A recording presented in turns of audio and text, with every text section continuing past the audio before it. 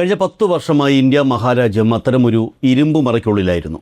എന്ത് സത്യം എന്ത് നുണ എന്ന് തീരുമാനിച്ചിരുന്നത് ദില്ലിയിലെ ചില ശീതീകരിച്ച മുറികളിലിരിക്കുന്ന ഭരണകൂടത്തിന്റെ ചരടുവലിക്കാരായിരുന്നു. സാങ്കേതിക വിദ്യയുടെ അവസാന വാക്കായി എതിർ ശബ്ദങ്ങളെ നിമിഷ നേരം കൊണ്ട് ഇല്ലാതാക്കാൻ കഴിവുള്ള BJPയുടെ IT സെൽ എന്ന ഭീമനയന്ത്രം. ഈ രണ്ട് അദൃശ്യ സേനകൾക്ക് മുന്നിൽ രാജ്യത്തെ ഏത് വലിയ ജനകീയ സമരവും മുട്ടുകുത്തുമെന്നായിരുന്നു ഇതുവരെയുള്ള ചരിത്രം. കർഷക സമരം മുതൽ പൗരത്വ സമരം വരെ നമ്മളത് കണ്ടതാണ്. 2026 ഇന്ത്യയുടെ പുതിയ കൊടുങ്കാറ്റ് രൂപം കൊള്ളുകയായിരുന്നു. ആർക്കും വിലക്കെടുക്കാൻ കഴിയാത്ത, ഒന്നിനെയും ഭയമില്ലാത്ത ഒരു പുതിയ തലമുറയുടെ അപ്രതീക്ഷിത കൊടുങ്കാറ്റ്.